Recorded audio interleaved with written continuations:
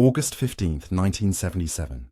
Graceland was quiet, the rain soft against the windows. At 2:30 a.m., Elvis Presley reached for his gold rotary phone, his last call before the world lost him.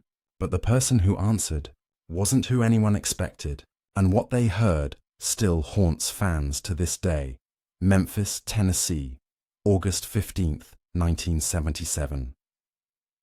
The air was heavy, full of thunder and summer heat.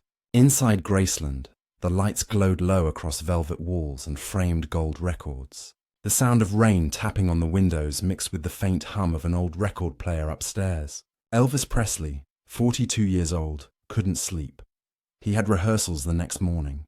A new tour was about to begin, but instead of resting, he walked slow circles around his bedroom. His cousin, Billy Smith, later said he could hear footsteps pacing above him. Steady, thoughtful, almost like the rhythm of a song only Elvis could hear. A copy of Blue Moon of Kentucky spun quietly on the turntable. It wasn't loud enough for anyone else to hear, just enough for the king himself. He leaned on the dresser, staring at his own reflection. Tired eyes, but still that familiar spark. The sparkle of a man who had lived too many lives in one. Downstairs, a clock ticked past 2 in the morning. Elvis sat on the edge of his bed. On the nightstand sat the gold rotary phone, a gift from his manager years earlier. He reached for it, hesitating for just a second. Then, with a soft click, he began to dial. Outside the gates, a small group of fans stood under umbrellas. They'd been there all night, waiting just to catch a glimpse of him. One fan later said she saw a shadow in the upstairs window. Like he was looking right at us, she remembered. Then the curtain moved, and he was gone. Inside, the phone rang once, then twice. Then again, Billy Smith, half asleep down the hall, heard it faintly through the walls. He thought about checking on him, but the rain was loud, and it didn't sound urgent. He called folks late sometimes, Billy later said.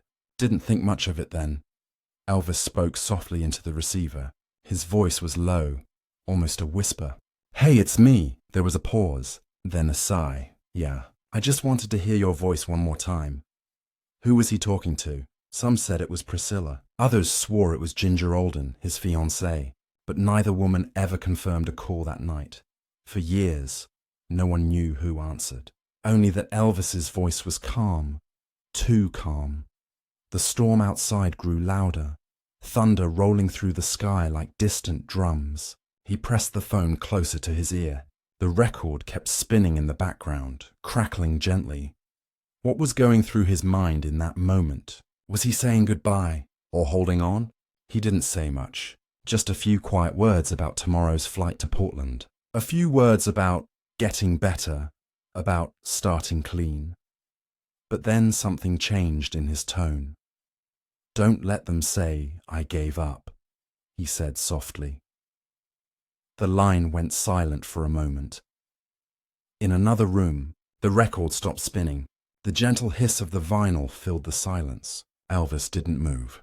He just listened to the rain, the kind of rain that makes you think about everything you never said.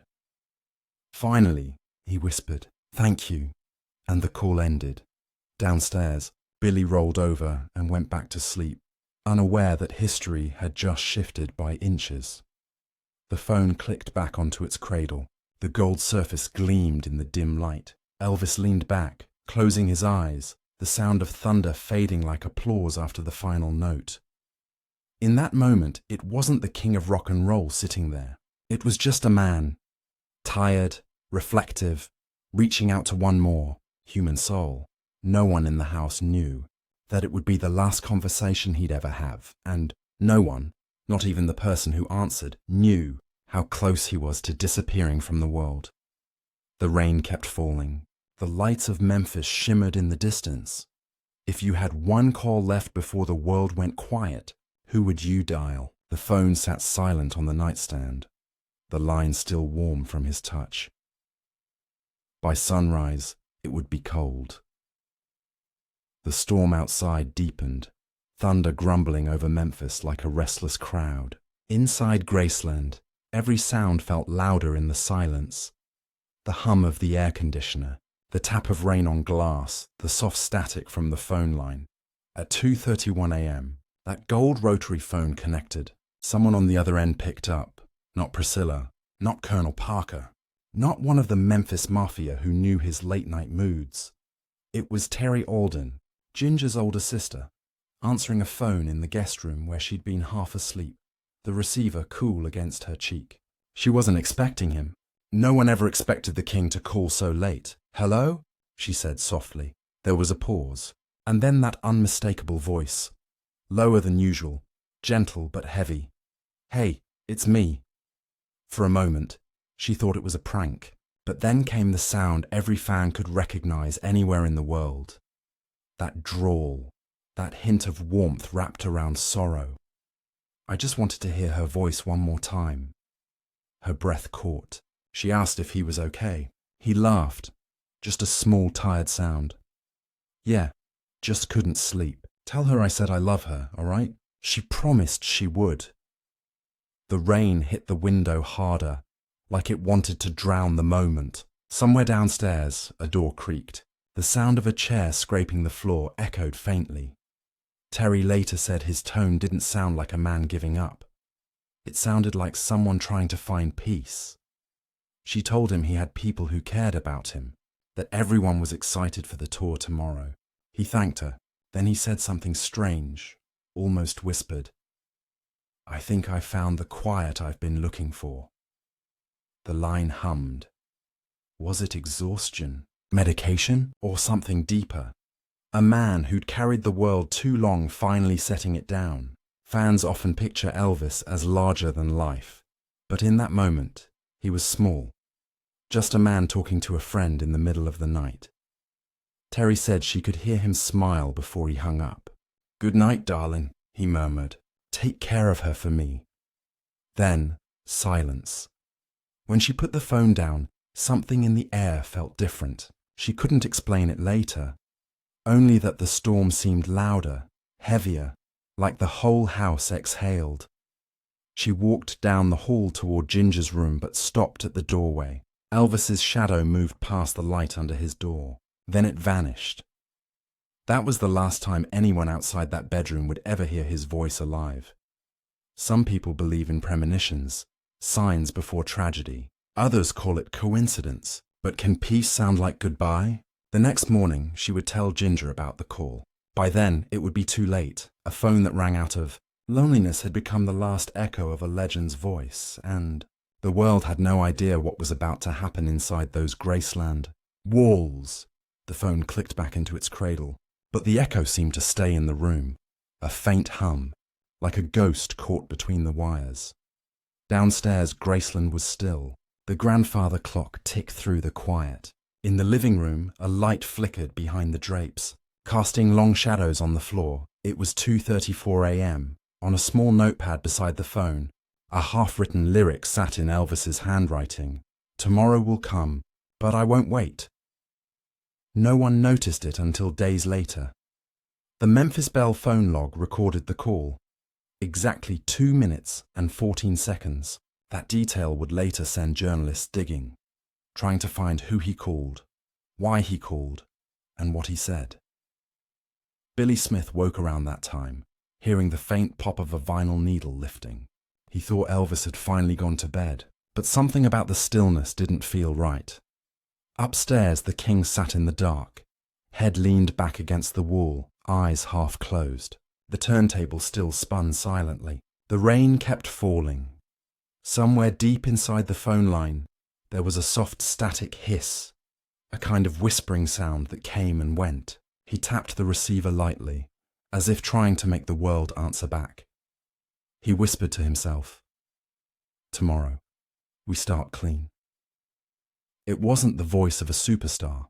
It was the voice of a man trying to convince himself that tomorrow still mattered. What does a legend sound like when no one's listening? Maybe this was it. A man's voice melting into static. A storm warning flashed briefly on a local radio station. Heavy rain moving across Memphis until morning. Most of the city slept through it. But upstairs at Graceland, history was quietly changing direction. Elvis scribbled something on the edge of a newspaper. Don't let them say I gave up. He underlined it twice. When the housekeeper walked by later that morning, she would find the paper folded neatly beside the lamp. Charlie Hodge, his old guitarist and friend, later said, he wasn't scared, he just sounded done, like he'd finished something. But done with what? The pain? The fame? The endless cycle of stage lights and empty hotel rooms. He had everything the world could give, except peace. And peace, that night, seemed to whisper through the static, calling him somewhere else. The gold phone gleamed softly on the nightstand. The storm outside eased into a drizzle, the kind of slow, rhythmic sound that can make you forget where you are. Elvis lay back and closed his eyes. He reached out once more and placed his hand on the phone, just to feel its weight. There are people who believe the line didn't go dead immediately, that a faint breath or a hum could be heard on the other end, like he was still there, not ready to let go. Terry Alden said she thought she heard something before the call ended. A faint thank you. But the static swallowed it before she could be sure. Sometimes closure doesn't come in words. Sometimes it comes in silence. For Elvis, that silence filled every corner of Graceland. By 3 a.m., the rain had stopped. The lights in his room were still on. The record had finished spinning. All that remained was the soft hiss of static and the feeling that something sacred had just ended. If someone had walked in then, if Billy had knocked on the door, or if the phone had rung again, would history have changed? Would the king still be alive at sunrise? The clock downstairs struck 3 times, and upstairs the sound of thunder rolled away into nothing. The world slept, and Elvis slipped deeper into the quiet. August 16th, 1977, 6:30 a.m. The Memphis sky was still grey when the first light slipped through Graceland's curtains. The rain had stopped, leaving behind that heavy electric quiet that follows every storm. In the upstairs hallway, Ginger Alden stirred awake. The house was unusually still. No music, no footsteps, just the ticking of that same old clock downstairs. She called out softly, "Elvis?" No answer. She knocked once on his bedroom door. Still nothing. Then she pushed it open. The record player's needle rested in the center of the vinyl, stuck in a loop. The gold phone cord trailed across the carpet. She found him in the bathroom, still, silent. The man who filled stadiums with his voice, now surrounded by nothing but the faint hum of the air conditioner. She screamed his name. No response. Within minutes, chaos broke through the silence. Billy Smith and Joe Esposito, his longtime friend, rushed upstairs. The call to the ambulance came at 6:50 a.m. Medics carried him out through the same doors he'd walked through every morning for 20 years. The world outside was just waking up. A woman watering her lawn across the street saw the flashing red lights and thought maybe there'd been a small accident. By the time the ambulance pulled away, word was already spreading. Elvis collapsed. Then, Elvis unconscious. And by 3:30 p.m., the truth hit the airwaves. Elvis Presley has died in Memphis. The sentence dropped like thunder across America. Radios cut to silence. DJs choked mid-sentence. Some fans thought it was a cruel rumor. Others dropped whatever they were holding and turned up the volume. Frozen. Across town, phones began ringing. Outside Graceland's gates, the first few fans gathered, holding each other, whispering prayers. Within an hour, the crowd swelled into the hundreds. By nightfall, there would be over 20,000 people pressed shoulder to shoulder along Elvis Presley Boulevard.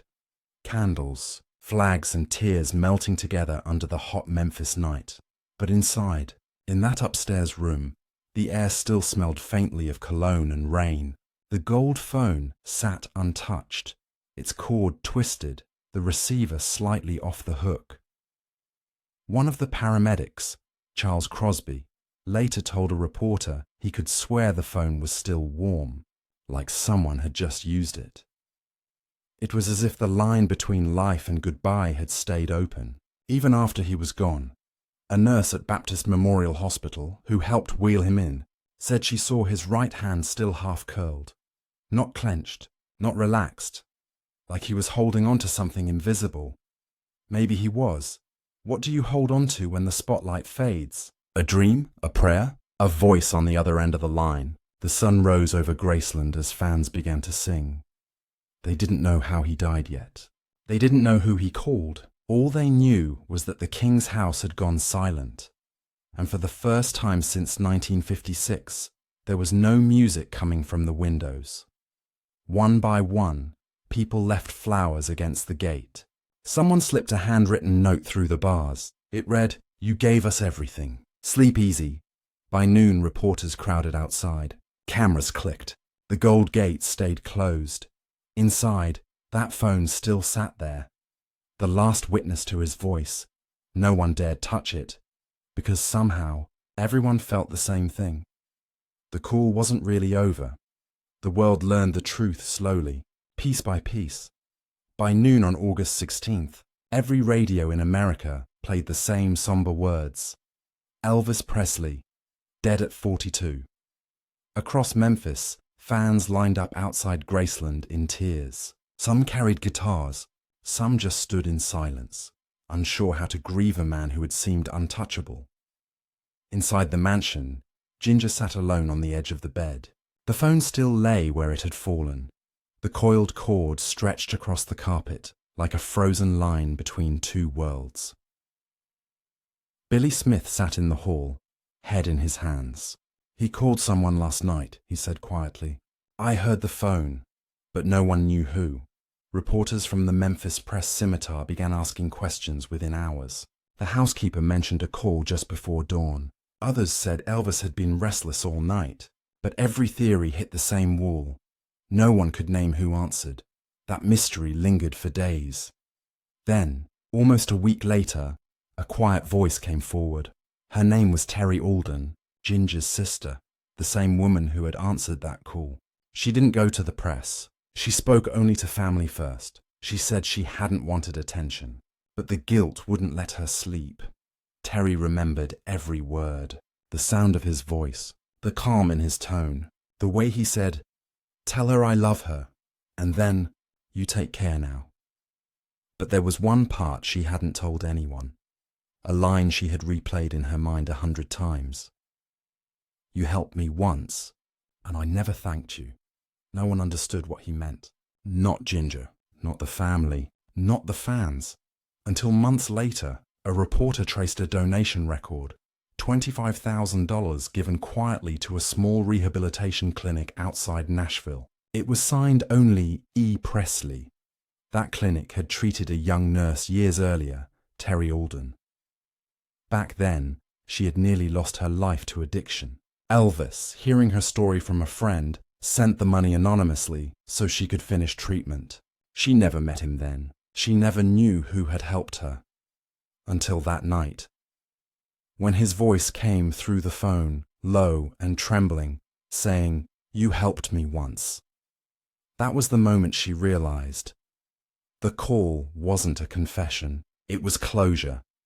For years, the world imagined his final words as tragic or lonely, but they weren't. They were grateful. Terry told one close friend, he wasn't saying goodbye. He was saying thank you. The story would stay hidden for almost 2 decades. When it finally surfaced in a 1996 interview, most fans dismissed it as rumor, but the details matched. The call time, the voice, the emotion. And yet, what mattered most wasn't the mystery, it was what it revealed.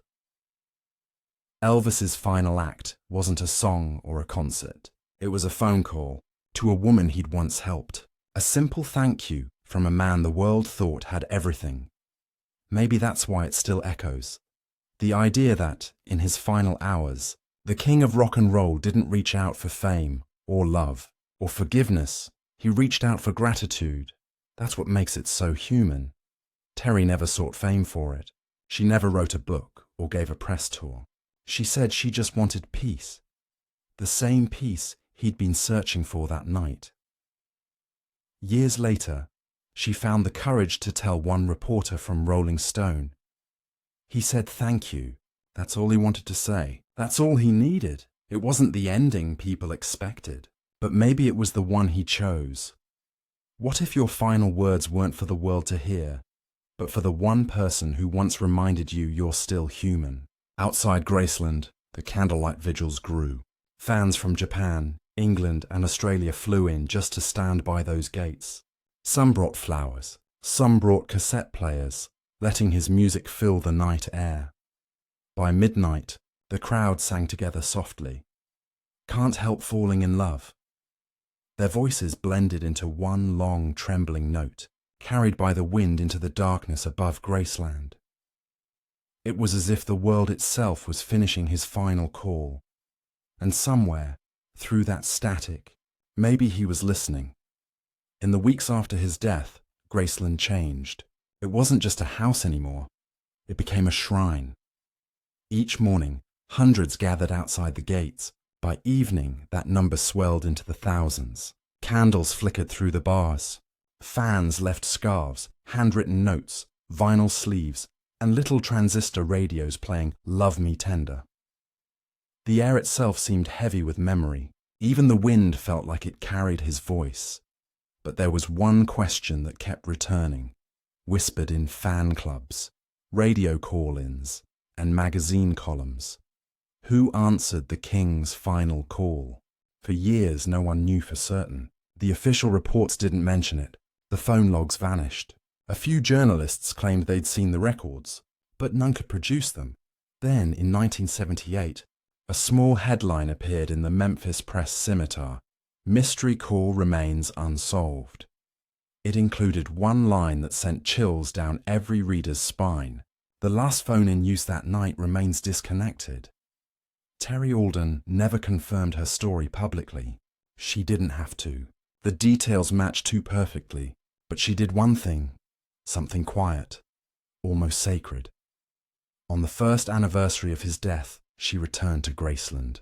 Security guards remembered her, the soft-spoken woman who stayed near the back of the crowd, holding a small wooden jewelry box.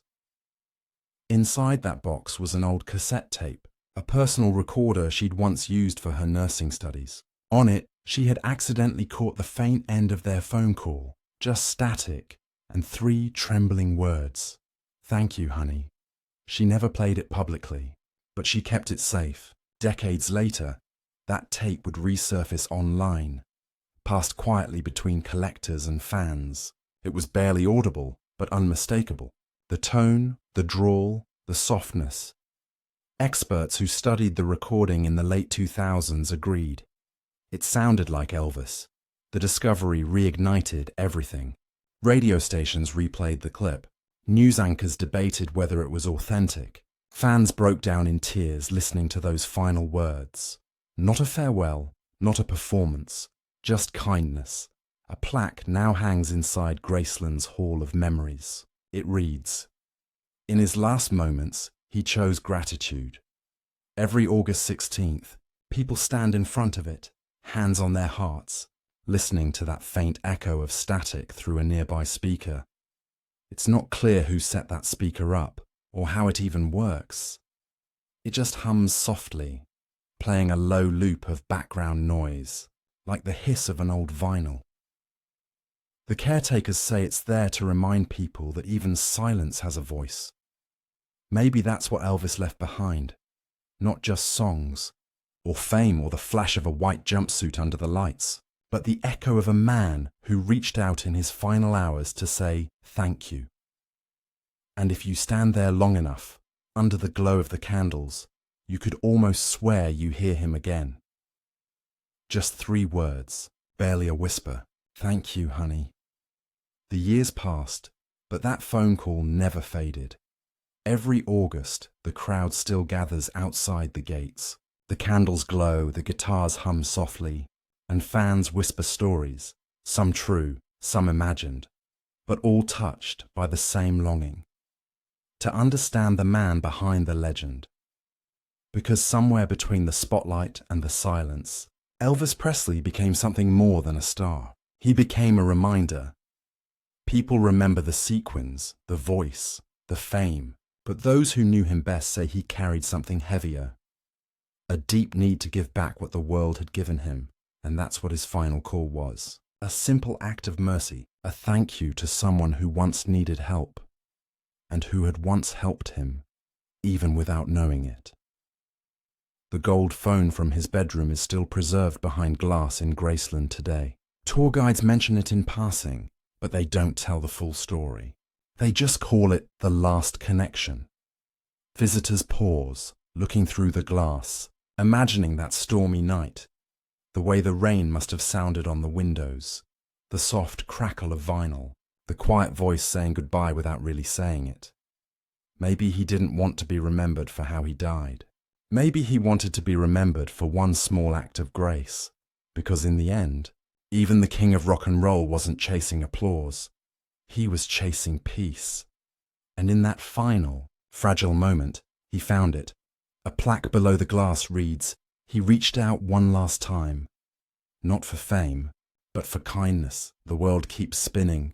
The songs keep playing, and every August, that faint echo returns through the static of time." His last mercy, carried on a whisper.